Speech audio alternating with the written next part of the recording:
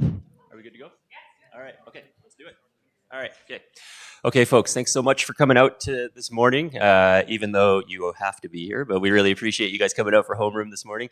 I just want to take a moment and say this is the Wolfpack Chat Speaker Series. Has anybody come to one in the past that was online or anything like that in the past? Yeah, I think we've had a few of you out before. So we do these oftentimes in the winter on Zoom on Wednesday nights, and we just get a chance to chat with people who have taken really interesting approaches to their schooling, to their careers, and to their lives. And so today I'm really excited to welcome John Lee. John was born and raised right here in Calgary, and his educational journey has taken him from K to 12 in our city, earning a Bachelor of Science in Electrical Engineering from the University of Waterloo, an executive MBA, that's a Master's of Business Administration in Finance, and a Master of Science in Data Science, both from the University of Calgary. So lots of education.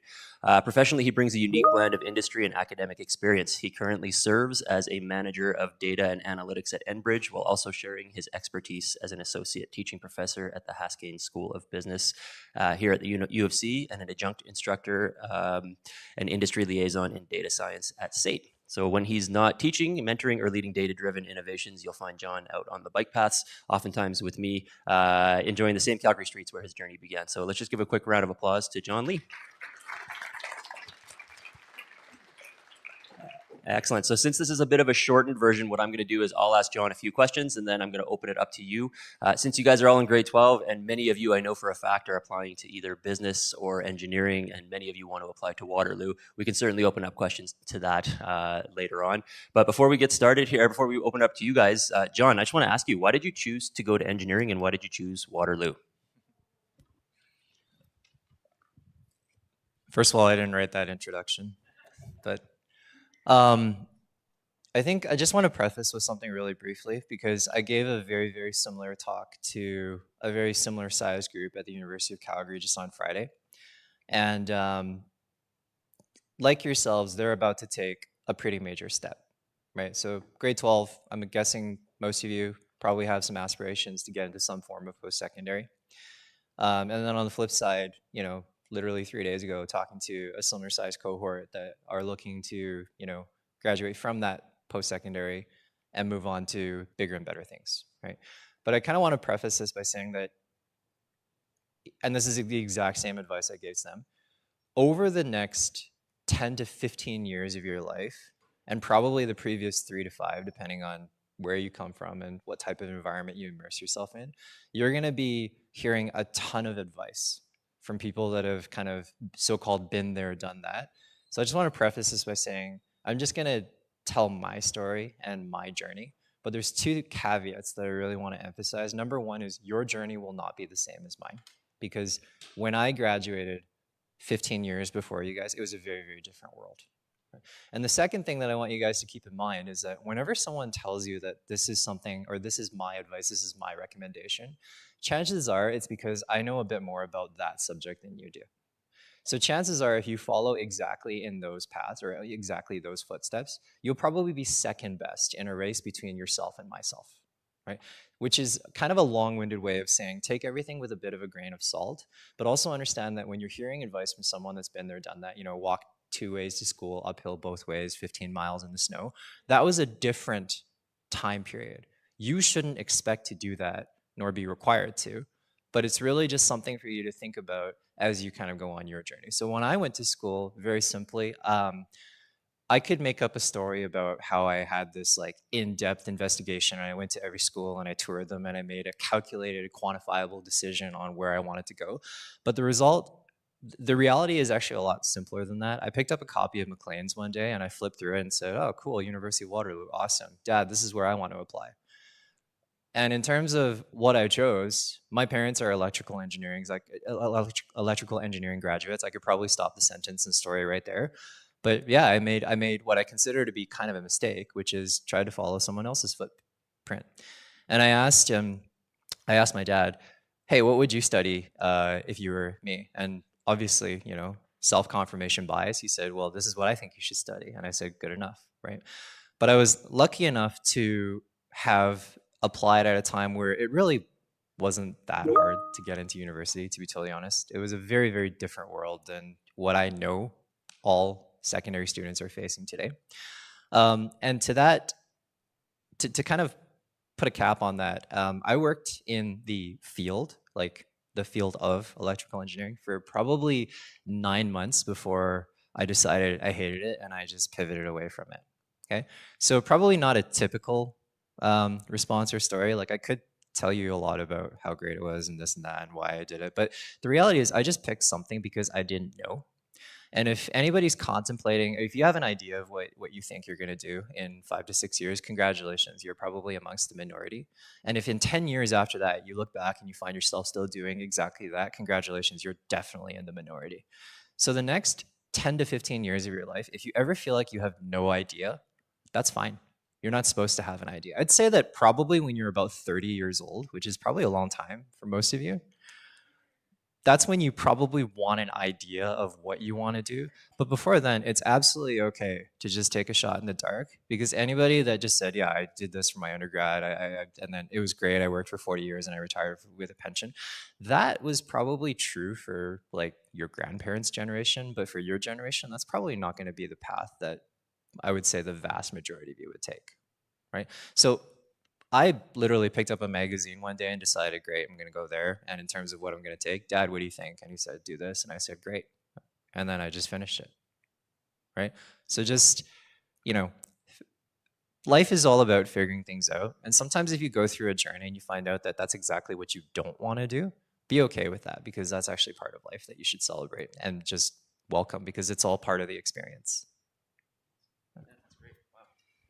Well, there you go. Can anybody tell me the statistic for how many students change their mind after their first year of university in terms of their major or their faculty? Does anybody know? 60%. Yeah, 6 out of 10 kids change their mind. That's a national statistic in Canada. So that doesn't mean you're going from engineering to fine arts necessarily, right? It might be electrical engineering into chemical engineering or something along those lines. But and I think John is really highlighting the fact that we like to think of everything as this nice linear line. Like, oh, I'm gonna do this, and then I'm gonna go get an engineering degree, and then I'm gonna go be an engineer, and then I'm gonna get a house, and yada yada yada. And it's like it doesn't really work that way for most people. All right, it's a pretty circuitous route, and I think if we start thinking about it in terms of a long and windy road as opposed to a straight arrow, that's helpful in terms of the stress that you guys are feeling, right? So thank you, John, for pointing that out right off the hop. So you decided to go get an MBA then afterwards. Can you speak a little to why that was like the next logical step for you? Yeah. So combination of a lot of things. First and foremost, it's like if you talk to any MBA graduate, and I also teach in the MBA program right now, so I have literally a front row seat to a sample size of 40 to 50 students every semester. The number one reason that they go is usually some sort of degree progression. But the second point is really trying to make that pivot. So I think, and again, in my day-to-day world, you could say that I work in a STEMS related field, but more and more often, what we're really noticing is that the requirement from industry with respect to what we call technical skills, so what you can do on a piece of paper, what you can calculate, what you can do on a computer, is becoming less important than what we typically call soft skills, right? So everything from interpersonal skills to being able to identify and quantify a problem and identify the problems that you should be solving. So there is an emphasis on that more and more often. I did notice that kind of about 4 or 5 years into my career, that it was a bit of a gap in my understanding. So for me, it was obviously number one, we're looking for career progression. I think most people that take an MBA will probably say that. Number two, it's a recognition of some gaps in my kind of skill set. And the third really is just, and again, we're getting a little bit meta philosophical here, but I always saw it as one of those things that I probably would do at some point in my life. And the reality is there's not a ton of places in Calgary that'll be like, oh, you must have a master's in a business field. But what I realize is that waiting doesn't necessarily make it shorter. Like I can't stall my way out of a problem. And if it's going to take me, 2 to 3 or 4 years, depending on the nature of the program, I wanted to kind of do it at a point early enough in my career so that realistically speaking, the odds of actually finding some utility for said degree was maximized. And the fourth reason that I didn't actually expect, but now looking back was probably the biggest benefit is you really go to meet a new group of people. Because if you think about individuals that have graduated, they're probably working somewhere, they're probably busy with their lives. For those that actually have the desire and the propensity to say, you know what, I'm going to disrupt myself and I'm going to put myself back into an educational environment for 2 to 4 years, right away you have something in common, right? Like right away you've made that decision in more or less the same way, and you've ended up in the same place. So it is a great, I should say, it was a really great opportunity to meet a lot of very, very like-minded people, a lot of which I kind of keep in contact with today. So I think that realistically, it was a fantastic outreach opportunity. Met a ton of individuals that have had a great deal of impact and have really made a difference in things that I've done both within a workplace as well as even outside. So And I think he raises a great point about future education. So you guys will get your bachelor's degree, right? I mean, you guys know how it works. We get a bachelor's degree, we get a master's degree eventually one day if we choose to go down that path, and then maybe a PhD if we choose to go the distance. More and more in our world, we're seeing like I don't know what about the rest of the teachers in here, but I remember it's like you needed a bachelor's degree to get a job, right? And now we're kind of seeing you might need a master's degree in some respects, right? And so it's sort of getting to that point where the 4-year promise is now a 6-year promise, and how far does this go? So not to scare you guys, but it is getting more competitive out there. And I think what John raises the point here is like, yeah, the MBA was nice to help him get a job, and we'll talk about those jobs that he got afterwards here, but more so the networking that you get from going into a master's degree and meeting like-minded people. And I want you guys to recognize that at WIC, that's also part of what we have here, is you guys are getting a really nice network of people to kind of be friends with for the rest of your life, perhaps be colleagues with later on. So please keep that in mind. You may not realize that now, but that's a real bonus about WIC. Okay, so I wanted to jump to, we're going to jump over his employment here because he's going to talk a little bit about his second master's degree, which is a master's in data science. So hands up if you guys have heard of data science before. Have you heard the term data science before? Okay, all right. So John is going to tell us a little bit about what data science is and why I think lots of you would probably be interested in data science. So, or not, I don't know, based on John's look, I don't know. All right, so anyway, let's see what John has to say. I have a general rule of thumb where I don't actually pre-read questions because I want to give you a non-prepped answer, but I kind of wish I actually prepped for this. So, long story short, think about data simply as information. Right? So it's information that can be on a piece of paper. It's information that can be written into a book. It's information that can be stored on a computer, in a file, in a database, or whatever. Really, it's the school of thought that's really come to the forefront in the last couple of years, because most organizations, companies, establishments out there realize that we have more information than we know what to do with. And in order to make really, really good decisions, we want to take into account as much information as possible. And this can be something and everything up to and including all of the social media platforms that I'm sure most of you ascribe to or subscribe to, including, if anybody here has ever used Amazon Prime or anything like that. It's the collection of data and information about your target customer to make an informed decision. So that's kind of about 10 years ago, that was this realization that we need to get a handle on all of this information. More recently, and more realistically, again, everybody here has probably heard about artificial intelligence, AI, right? Okay. If you haven't, please read up on it, maybe. But it's this realization that, and again, this is a very no BS-y answer, but artificial intelligence forced a lot of companies to either realize and admit that they have no idea what it means, or they go down this journey and then they realize they have no idea what they're supposed to do with it.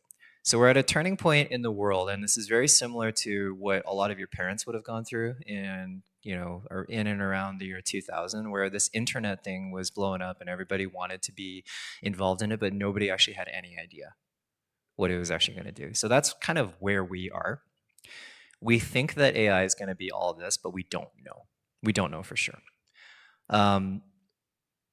Lots and lots of places are investing tons of money trying to create better AI, but they're losing money every step of the way. So taking a step back, what data analytics, data science, whatever you want to call it, is now today is a realization still that we have more information than we know what to do with, combined with, if we want to go down this AI route, we need to make sure that the information that we're using to build these systems, platforms, and solutions are actually of sufficient quality. And what that means is, right now, most of the biggest companies in the world, especially in Canada, especially in what we consider to be legacy industries like the oil and gas industry, we don't necessarily have the ability to differentiate between an official piece of paper with all the correct answers versus something that somebody in this room wrote down at some point. Those are treated the same way, right? They might be on a piece of paper. We don't know which one has the answers to that big test next week versus which one is just random machinations of a grade 12 student. We don't know that on a broad scale. So multiply that statement by 1 trillion and then multiply it by 1 trillion again. So 10 years ago, data was all about, okay, we're going to get all this information, we're going to organize it, we're going to get insights, and it's going to be fantastic. 5 years ago, it was all about, great, now that we have this information, we're going to train AI and we're going to rule the world and replace every single human with a robot. None of that's true. Today, it's a realization that we have no idea what we're doing, but we need to start from somewhere and we need to get a handle on what is actually garbage, which is a lot, versus what is actually useful. So the analogy that I use is it's kind of like your garage. I'm sure there's stuff in your garage that you probably should have thrown away 10 years ago, but you didn't because just in case, right? You might need it at some point, right? Or notes or scribblings that you should have purged like a millennia ago, but you didn't because just in case. Well, organizations have just in case regret times 1 trillion. And now what we're trying to do is figure out what 1%, what small percentage of that information is actually remotely useful and what we do with it. So that's the problem we're trying to solve. And to make us sound far more important than we are, we call ourselves data scientists. But really, it's just, we could be garage cleaners for all you care. Amazing. So if you want to be a garage cleaner, go into data science. All right. So yeah, that's really cool. And I think I like that it's sort of like this Wild West feel almost, eh? Like it's like nobody really knows what's going on. They're trying to figure it out. And that's what data science is all about. And I think bioinformatics kind of falls into that as well a little bit. And so a little bit, yeah. And it's all about like, what do we do with all of this information? So if you're looking for a job in the future that might be a bit more future-proof than some of the jobs that we're hearing that AI might replace or whatever, data science, bioinformatics, I mean, they're always going to need those people figuring out what to do with the info. We have 2 minutes, John, so I just wanted to say, what do you think, as a wrap up here, what do you think are the most important skills for students to have, not only in your field, but just in general for success kind of going forward in the next 10 years? Before answering that question, and this is again something came up a couple of days ago, and I just want to kind of use it as a bit of a reinforcement or a reminder. The way that we define intelligence is changing, okay? If you think back to even when you guys were in grade school, right? So in the grand scheme of things, not a very long time ago. Think about that person, and it could be yourselves, but think about that person that was known to be quote unquote smart. Think about that person for a second. What characteristic or attributes did that person or those persons have in common? You don't need to answer it, but that was probably at the time defined by their ability to know things, right? Like, for example, is it Eric or Mr. Lowen here? Okay, so Mr. Lowen asked, statistically, how many students switch majors in their first year? And somebody said 60%, right? In grade school, and maybe even right now, I don't know, but in grade school for sure, that individual would be smart because he knew that piece of information. Do we kind of agree that that's how we determine whether or not someone was smart? So by extension, that is how we defined intelligence. The possession of intelligence.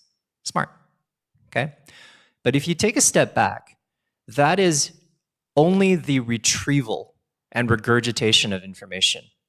I forget who said the answer, but you were somewhere here. You didn't come up with that statistic. You just heard about it at some point and you just repeated it. And everybody then was like, wow, this guy's smart. So because you had the ability to use your ears, a small percentage of your brain, and your mouth, you were then in possession of intelligence at the time. And I'm looking at you. I don't know if it's you, but I'm just going to pick on you for now. Okay? That was intelligence. And on a global scale for the last 100 years, that was intelligence. Because the big problem on a global scale that we didn't have the ability to solve was the ability to retrieve information. Okay? You guys are in grade 12. I'm sure you guys at some point have studied or know a thing or two about European history. Does anybody know what a bard is? Yeah? So they would go around town and they would sing tales of the news, of what's going on. So they were the first influencers. Okay? And they were important people in society because they knew things that others didn't. So if you think about human history, up until now, it was all about the retrieval and the collection of information. We had careers for that, right? We had librarians. We had legal assistants and paralegals. We had coordinators in the project space, administrators, and their entire careers were built on the ability to help you retrieve information. And if you want to call out the one thing for sure that computer systems, AI, if you want to call it that, have really changed is the ability to retrieve information. All of you on your phones can open ChatGPT, you can ask a question and it'll give you the answer so long as it exists out there. Which means that a computer is able to retrieve probably 100 billion times faster than all of humanity put together. So the challenge of the future is that your intelligence, and therefore in a lot of ways your value to society as a cog in the system, if you do enter the workplace, is no longer going to be defined by your ability to retrieve information, because anybody can do that now. Anybody can open up a browser and do that. They could have done that 15 years ago. But now you can open up an AI chatbot and you can actually start to do something very cool, which is what we call the synthesis of information. So the difference between what a Google does and what a ChatGPT does is ChatGPT displays one of the first tenets of what we say of what we call intelligence, which is the ability to collect information, to synthesize it. Which means, okay, now you have all the information gathered. What can you tell me about it? Don't tell me factoids, right? 60% switch majors. What should we do about it? Or why is that data set important? Why is that significant?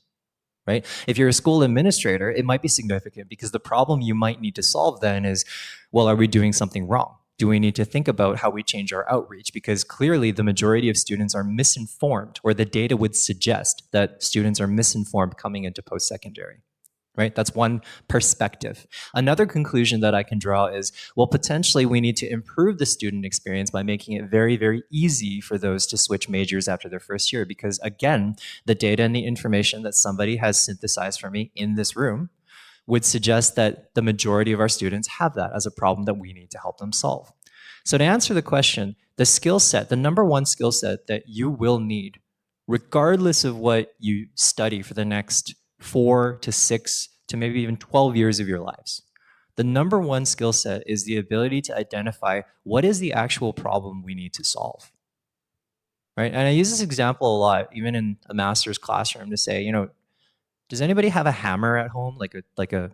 Probably all of you. Why do you guys have a hammer? Because my parents bought one. Yeah. But they didn't buy one for the sake of saying, hey, I have a hammer. I don't buy a hammer for the sake of buying a hammer. I buy a hammer because I want to buy nails nailed into a piece of wood, for example, right? I don't buy a saw to own a saw. I buy a saw to have cut pieces of wood, which means that if I could have pre-cut pieces of wood all the time, I might not need a saw. Those are the problems that businesses and organizations today are trying to solve. And that's why AI is such a big deal, because if you can remove the need to gather information and jump straight to the so what, or the synthesis of information, the fact of the matter is you can do things at a much faster rate than ever before. And one of the unintended consequences is certain jobs and careers are going to go away. So your challenge is to understand that first and foremost, and really start to think about things in a different way. We all talk about critical thinking, and we say it as if we know what we're talking about, but really critical thinking is as simple as the answer to the question of why would anybody ever want to own a hammer? And the opportunity, as ridiculous as it may sound, really sounds something like, well, if we could have pre-nailed or prefabricated pieces of equipment all the time so that nobody ever would need to ever repair something with a hammer and nail again, you could put the entire hammer industry out of business. Right? So that's the world that we currently live in, and that's the world that you're about to enter. And I really encourage you guys to think very, very much outside of the box. Right? Question whether or not you even need a box. Right? So your educational journey, really have that in the back of your minds and be okay with it, right?